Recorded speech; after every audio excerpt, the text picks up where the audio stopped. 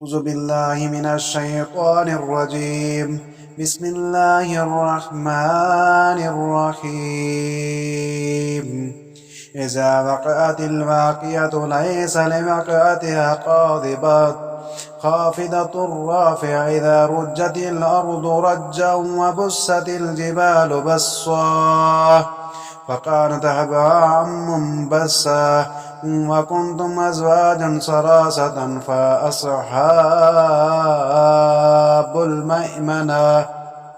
ما أصحاب الميمنة وأصحاب المشأمة ما أصحاب المشأمة والسابقون السابقون أولئك المقربون في جنة النعيم سلة من الأولين وقليل من الآخرين على سرر موضونة متقئين عليها متقابلين يطوف عليهم ولدان مخلدون بأكواب وأباريق وكأس من معين لا يصدعون عنها ولا ينزفون وفاكهة مما يتخيرون واللحم طيب مما يشتهون وحور عين كأمثال اللؤلؤ المكنون جزاء بما كانوا يعملون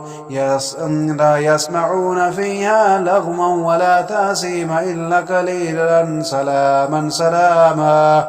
وأصحاب اليمين ما أصحاب اليمين في سدر مخضود وطلح منضود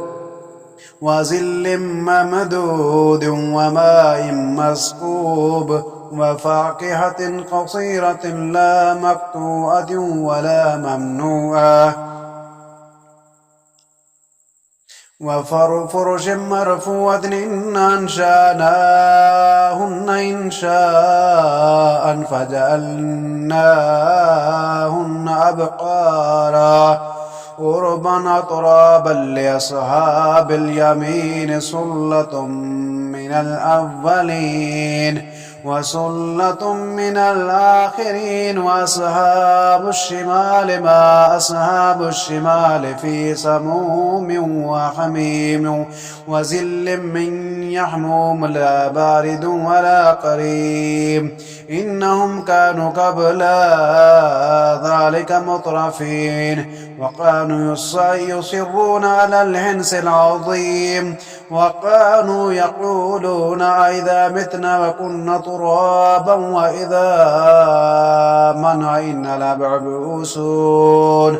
أو آباؤنا الأولون قل إن الأولين والآخرين لمجموعون إلى ميقات يوم معلوم ثم إنكم أيها الضالون المكذبون لا آكلون من شجر من زقوم فمالعون منها البطون فشاربون عليه من الحميم وشاربون شرب الحيم هذا نزلهم يوم الدين نحن خلقناكم فلولا تصدقون أفرأيتم ما تمنون ها أنتم تخلقونه أم نحن الخالقون نحن قدرنا بينكم الموت وما نحن بمسبوقين على أن نبدل أمثالكم وننشئكم فيما لا تعلمون ولقد علمتم النشأة الأولى فلولا تذكرون أفرأيتم ما تورثون أأنتم تزرعونه أم نحن الزارعون لو نشاء لجعلناه طاما فظلتم تفكحون إن لمغرمون بل نحن محرومون أفرأيتم الماء الذي تشربون أأنتم أنزلتموه من المزن أم نحن المنزلون لو نشاء جعلناه أجاجا فلولا تشكرون أفرأيتم النار التي تورون أأنتم أنشأتم شجرتها أم نحن المنشئون نحن جعلناها تذكرة ومتاعا للمقوين فسبح باسم ربك العظيم فلا أقسم بمواقع النجوم وإنه لقسم لو تعلمون عظيم إنه لقرآن كريم في كتاب مكنون لا يمسه إلا المطهرون تنزيل من رب العالمين أفبهذا الحديث أنتم مدحنون وتجعلون رزقكم أنكم تكذبون فلولا إذا بلغت الحلقوم وأنتم حينئذ تنظرون ونحن أقرب إليه منكم ولكن لا تبصرون فلولا إن كنتم غير مدينين ترجعونها إن كنتم صادقين فأما إن كان من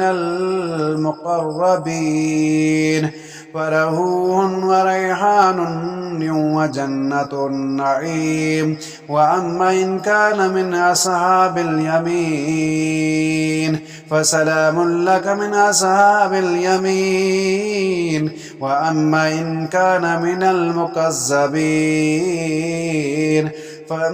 فنزل من حميم وتصلية جحيم إن هذا لهو حق اليقين فسبح باسم ربك العظيم